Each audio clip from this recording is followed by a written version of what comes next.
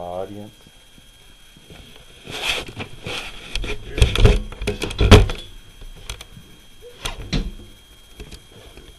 So with smartphones and touchscreens and heat technology and heat touch and all kinds of things that we have, technology is kind of what America runs on today.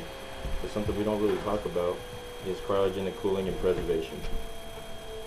So I'll be discussing the definitions, distinctions, and assertions of cryogenics and all of those derivatives. In physics, cryogenics is the study of the production of very low temperatures. These are temperatures below negative 150 degrees Celsius, negative 238 degrees Fahrenheit, or 123 Kelvin, and the behavior of materials at those temperatures. A person who studies elements under extremely cold temperatures is called a cryogenicist. Definitions, distinctions, and derivatives of the word cryogenics is cryogenics, and that's the branch of physics and engineering that deals with highly low temperatures, how to produce them, and how materials behave at those temperatures. Cryobiology is the branch of biology involving the study of the effects of low temperatures on organisms, most often for the purpose of achieving cryopreservation. Cryosurgery is the branch of surgery applying very low temperatures to destroy malignant tissue. This is often cancer or cancer-like diseases. Cryonics, the emerging melt technology of cryopreservation of humans and animals when you intend a future revival. This is basically when when scientists hope to super freeze somebody really fast and then heat them up 20 years later and bring them back to life. Cryoelectronics is the field of research regarding superconductivity at low temperatures, and cryonics is the practical application of cryoelectronics. Cryogenic processing is like the form of creating cryogenic cooling and preservation. The field of cryogenics advanced in World War II when scientists found that when you freeze metal, it actually makes the metal stronger, more resistant to wear than heating the metal.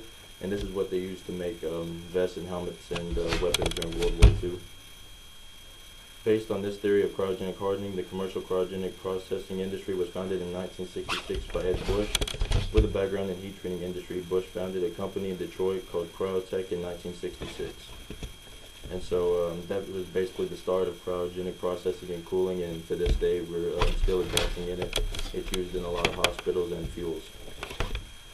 On to fuels. Another use of cryogenics is cryogenic fuels. Cryogenic fuels, mainly liquid hydrogen, are used as rocket fuels, and they're also used as fuels for military missiles.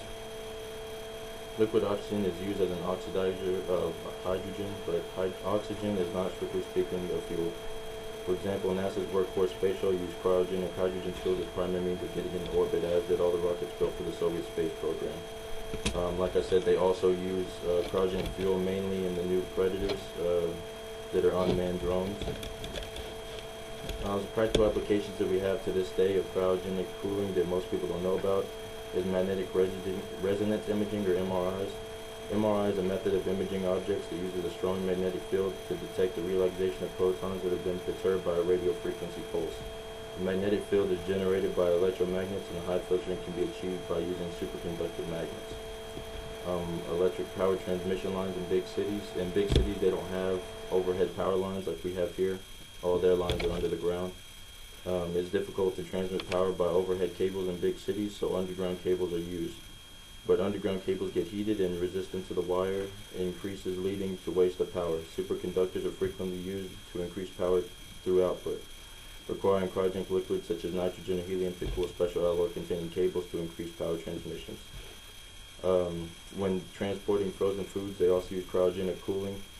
Cryogenic gases are used in transportation of large masses of frozen food. When large quantities of food must be transported to regions like warfields, earthquake-hit regions, etc., they must be stored for a long time. So cryogenic food freezing is used. Forward-looking infrared or FLIR, many infrared cameras require the detectors to be cryogenically cooled. This is also true like in your phones and iPhones or Droids, like you have the camera that faces you. Those cameras are cryogenically cooled. And blood banking. Certain rare blood groups are stored at low temperatures, such as negative 165 degrees Celsius. These are some of the practical applications of cryogenic cooling and preservation. Basically, we've come a long way since 1966, and you see every day more and more the use of cryogenic cooling. and eventually it can be so much as power sources for anything from electronics to medicine.